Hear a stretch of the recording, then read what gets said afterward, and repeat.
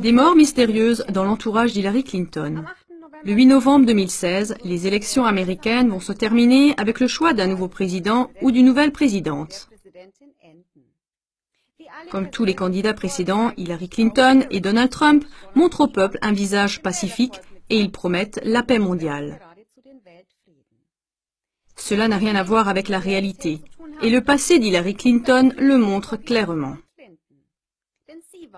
Car c'est elle qui a soutenu la guerre en Irak avec beaucoup de zèle sous George Bush.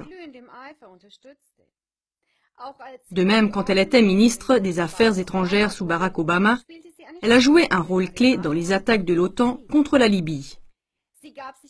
Elle s'est aussi montrée ennemie jurée de l'Iran et elle a dit en 2008 « Si je deviens présidente, nous attaquerons l'Iran ».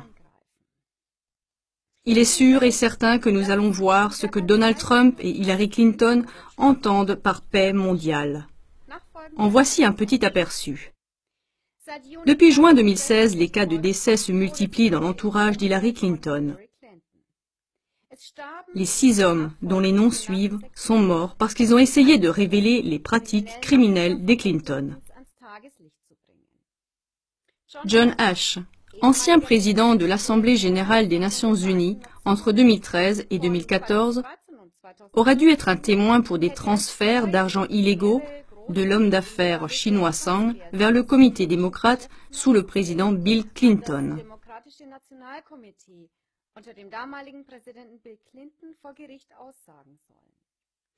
Il n'a jamais pu dénoncer tout cela devant la justice. Selon l'ONU, il est mort le 22 juin d'un arrêt cardiaque, ce que les policiers locaux ont démenti par la suite.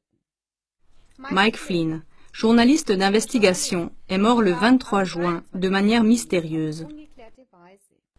Le jour de sa mort, son article sur la fondation des Clinton, avec ses nombreuses succursales partout dans le monde, y compris à Hong Kong, a été publié.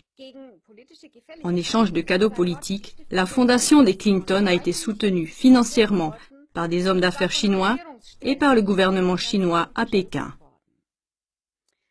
Seth Rich a fait des recherches sur le trucage des votes du comité démocrate. D'après ses recherches, le comité a manipulé les présélections avec des moyens criminels en faveur d'Hillary Clinton. Le 10 juillet, il a été tué pour des raisons inconnues. Joe Montano, ancien dirigeant du comité démocrate, est mort le 25 juillet à l'âge de 47 ans d'un arrêt cardiaque. Sa mort est survenue juste après que Wikileaks ait publié des informations sur les trucages des élections du comité démocrate. Des membres de celui-ci disent que Joe Montano savait trop de choses sur le scandale du comité. Victor Thorne a écrit des livres sur les abus sexuels de Bill Clinton et sur des preuves de plus en plus nombreuses des meurtres qui ont eu lieu dans l'entourage d'Hillary Clinton. Le 1er août, il se serait suicidé par balle. Sean Lucas est mort le 2 août pour des raisons inconnues jusqu'à présent.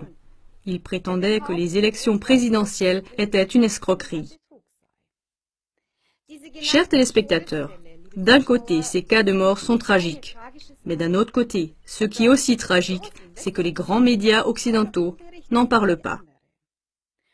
Et c'est exactement pour cette raison que la question se pose de savoir s'il s'agit seulement de coïncidences tragiques ou bien d'une conspiration qu'on ne peut plus nier.